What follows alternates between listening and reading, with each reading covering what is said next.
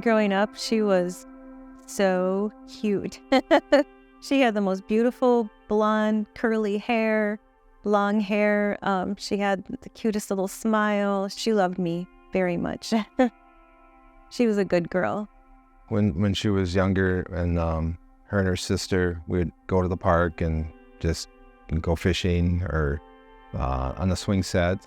Underdog was kind of a big thing back in the 90s, I guess.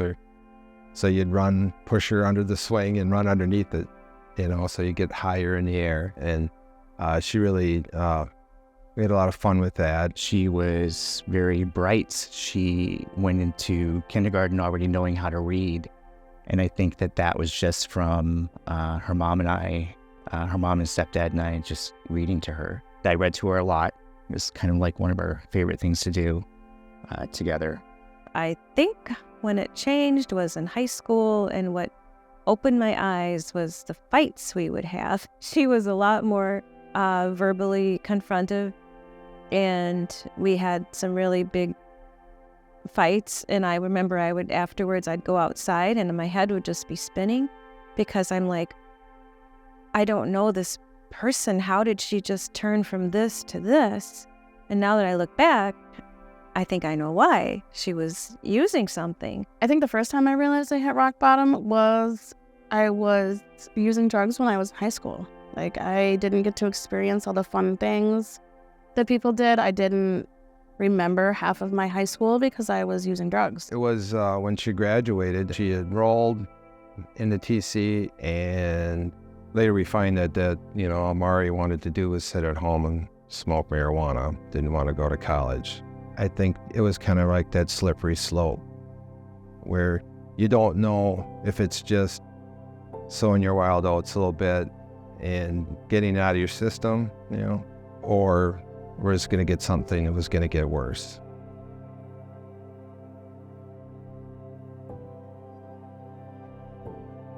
Carl was a bright, funny kid. He was clever. He was a real popular kid. He played a lot of different sports. He was the captain of the football team. His senior year, he was all conference. Same girlfriend all 4 years of high school. He was real smart. Did almost always on the honor roll.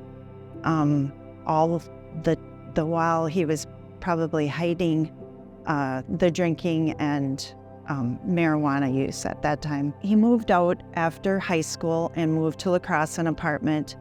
And I think that's when things really escalated for him. Drinking became a daily thing for him. Marijuana, of course. It felt a little bit, we definitely knew he was drinking and had a problem with drugs. We didn't realize the severity of it. Amara was a good friend of Carl's at the time that the two of those, the kids, the young people hung out. Mari was probably involved in drugs, and Carl was probably involved in drugs too. I think they tried to support each other in healthy ways, but the addiction had a hold over both of them at that point.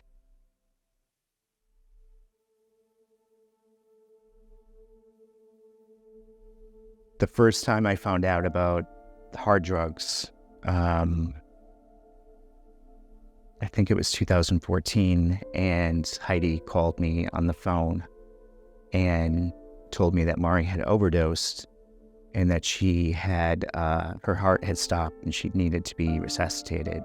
When she overdosed and I drove there to her house, I'm looking for her, and then she's walking up the street from the place where she got OD'd at. She had not dressed for the season. She just had shorts and a t-shirt on, and she was white as a ghost. And she's yelling at me in the middle of the street. And I'm like,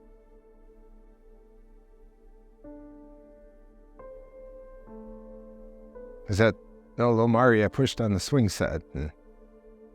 Then she started getting in trouble with the law, and it was being usually picked up on the highway, and she had things in her car, so they would put her in jail, and then she'd be let out, after a few days, or someone would bail her out.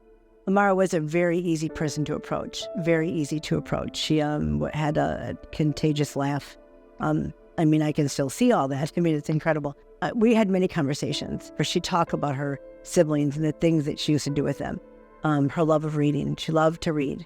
There was many great things about Amara, and she really was that good person and an inmate that was very approachable, one that you had hopes and prayers and dreams for. I do for all of them, but there are ones that when you hope in your life that you can make a small difference, that you can say, boy, that one day I stopped and said, how are you doing today, Amara? Is today the day that's going to change her life?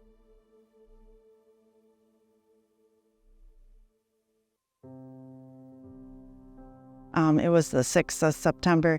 He was going to go out with friends. The rest of the night, I closed up the shop, went home, came back the next morning. I was opening the shop, and he was going to come and work for us and help us. And I went up to get him, and I was kind of annoyed. I was thinking that he must have gone out and drank or something, and knocked on the door and opened the door and walked into the bathroom, and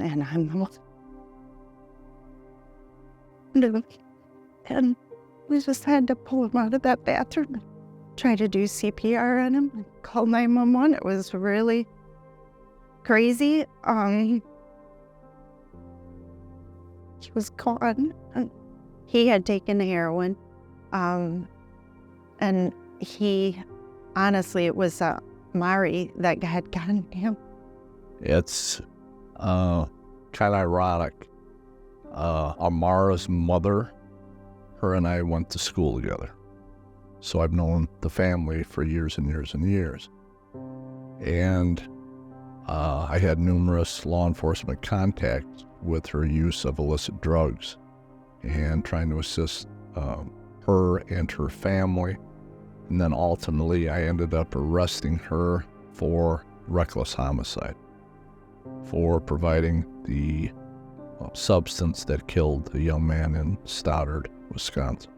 My conversations with her after Carl passed away, I believe that she wanted to die after that, and that the rest of the years after that were just a slow suicide. And on the 6th, somehow she ended up in Alaska, and it was winter. It was January 6th. It was cold. Well, she was trying to get out of the cold, so she went down Main Street in Alaska, and she went to a friend's apartment. We don't know what happened inside the apartment.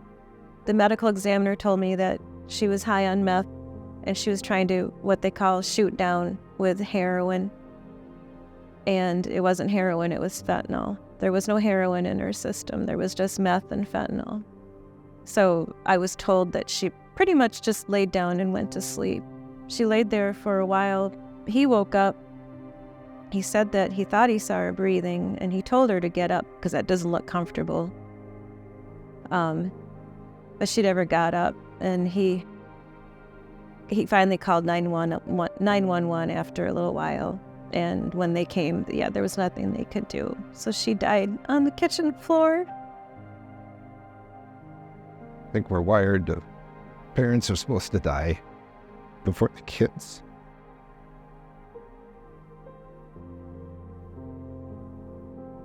Not the other way around. And I always wonder if she knew she was dying and if she thought of me.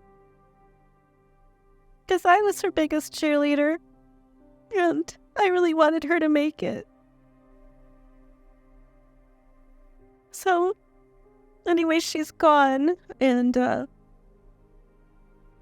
hurts. Hurts really bad.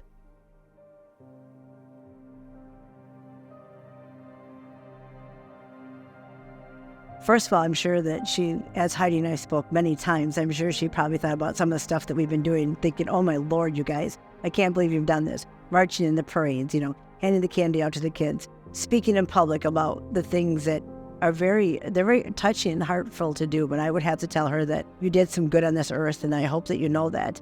And you touched our hearts. And this is why we're doing what we're doing, because we want to be sure that you live on and you can stop somebody else from losing their life. One of the big reasons for the foundation is to teach people and to increase awareness and to make it so it's less taboo to talk about it. Keep asking for help. If you notice something's wrong, keep reaching out to people. There's always someone that can help you, whether it's a friend or a parent. Even if you feel comfortable talking to the guidance counselor, like, hey, I don't know what to do with this, someone's always able to help. Another huge part of it is community and national education. Like, so many people are still unaware of what a huge problem this is. So many kids are dying. So many people are dying. Communication with your kids. Hold them tight. Know what they're doing. Don't run your household like a prison camp or anything like that. Just be involved in your child's life. Mari and Carl, they're martyrs. They're martyrs for what's going on right now with the fentanyl crisis.